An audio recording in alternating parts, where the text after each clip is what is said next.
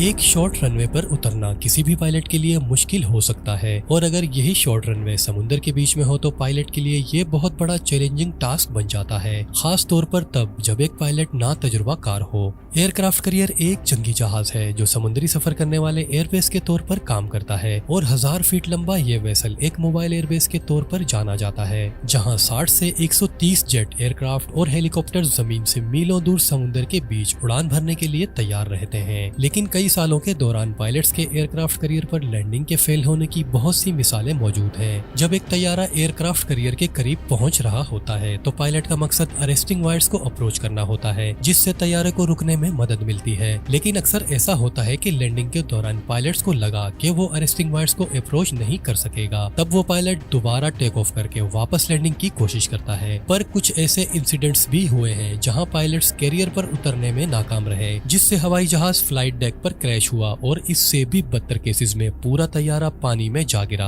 और ये वो दो चीजें हैं जिनसे पायलट बहुत ज्यादा खौफ खाते हैं। एयरक्राफ्ट कैरियर पर लैंडिंग के ये भयानक हालात किसी भी पायलट के साथ पेश आ सकते हैं। इसी वजह से इस मुश्किल तरीन एयरक्राफ्ट लैंडिंग कैरियर पर ऑपरेट करने वाले पायलट्स को स्पेशल ट्रेनिंग से गुजरना पड़ता है, जहां अरेस्टिंग वायर्स के अलावा एयरक्राफ्ट कैरियर के पास बहुत से लैंडिंग गियर्स हैं जो पायलट को लैंड करने में मदद करते हैं। और जब ये तमाम गियर्स फेल हो जाते हैं तो फिर इमरजेंसी लैंडिंग गियर का इस्तेमाल करते हुए एक आखिरी कोशिश की जाती है और इस इमरजेंसी रिकवरी सिस्टम को बैरिकेड कहा जाता है। मिसाल के तौर पर अगर कैरियर बेस्ड एयरक्राफ्ट के अंदर कोई मेजर इशू है और पायलट के पास लैंडिंग के लिए कोई एयरफील्ड मौजूद नहीं है, इस कंडीशन में पायलट को दो ऑप्शंस का सामना करना पड़ता है। पहला ये कि वो इजेक्ट कर जाए या फिर वो बैरिकेड के जरिए इमरजेंसी लैंडिंग का चांस ले। 20 फीट ऊंचे इन बैरिकेड को रगड़ने के लिए फ्लाइट डेक पर अरेस्टिंग गियर्स की तरह फैलाया जाता है जो वहीं फ्लाइट डेक से उठाए जाते हैं। इस इमरजेंसी ऑपरेशन के लिए फ्लाइट डेक के अमले को रेगुलर ट्रेनिंग दी जाती है ताकि किसी भी इमरजेंसी की इतला मिलने पर इस बैरिकेड को चंद मिनटों में ही सेटअप किया जा सके। बैरिकेड्स की ये जालियां लैंडिंग हवाई जहाजों के परों को मुंसलिक करती हैं, जिससे तैयारे को रुकने पर मजबूर किया जाता है। लेकिन अब कई सालों से ये बैरिकेड्स इस्तेमाल नहीं होती, पर जब भी इनका इस्तेमाल किया गया तब इस गियर ने पायलट्स की जिंदगी और महंगे एयरक्राफ्ट कैरियर जैसे एसेट्स को बचाया। आज भी मॉडर्न एयरक्राफ्ट कैरियर के फ्लाइट डेक पर लैंडिंग एक पेचीदा और इंतहाई चैलेंजिंग अमल है, खास तौर पर समुद्री तेज हवाओं में या फिर रात के वक्त। इसी मुश्किल प्रोसेस की वजह से फाइटर जेट उड़ाने वाले हर पायलट को एयरक्राफ्ट कैरियर पर लैंडिंग के लिए अप्रोच करने से पहले उसका इर्द गिर्द के मौसमी हालात से बाखबर रहना जरूरी होता है। लेकिन अब इन कैरियर लैंडिंग्स को एक सीरीज ऑफ इनोवेशन के साथ बेहतर किया गया है, जैसे कि नाइट विजन टेक्नोलॉजी में नेविगेशनल एवोनिक्स को बेहतर बनाया गया है और डेल्टा फ्लाइट पाथ नामी सॉफ्टवेयर प्रोग्राम जो F-35 लड़ाका तैयारों में यूज होता है। लेकिन इन सब के बावजूद अगर क्रू मेंबर्स और मैकेनिकल फॉल्ट की वजह से कोई हादसा हो जाता है तो इसके नतीजे खौफनाक होते हैं, क्योंकि पास्ट में हुए इसी तरह के कई इंसिडेंट ने क्रू मेंबर्स को काफी खतरे में डाल दिया था, जिसके नतीजे में अरबों डॉलर्स मालियत का सामान तबाह हुआ और एयरक्राफ्ट कैरियर के शॉर्ट रनवे पर नाकाम लैंडिंग या टेक ऑफ के दौरान हादसात ने अहम दिफाई साजो सामान को नुकसान पहुंचाया।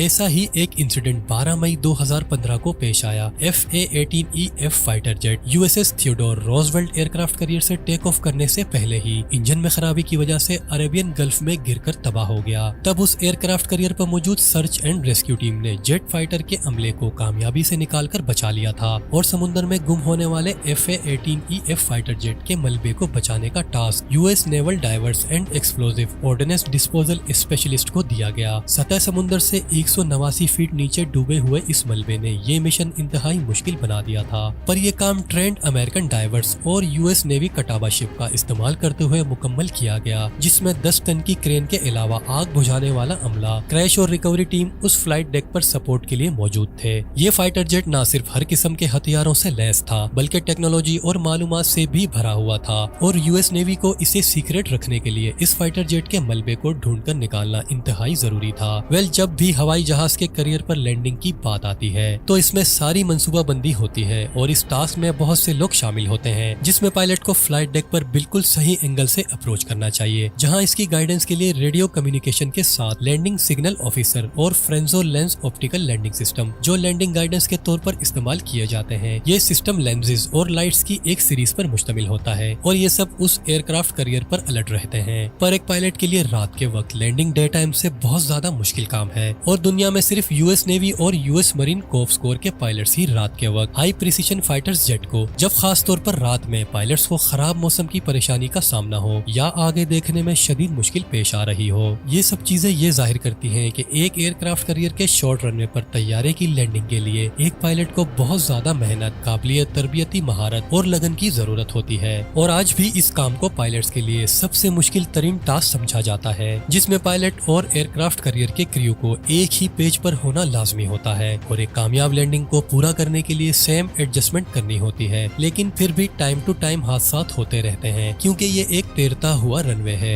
आई होप कि आज की इस वीडियो में आपको कुछ नया जानने को मिला होगा। अगर ऐसा है तो वीडियो को एक लाइक जरूर दीजिए और चैनल को सब्सक्राइब करना मत भूलिए। अपना बहुत ज्यादा ख्याल रखिए। अल्लाह हाफिज।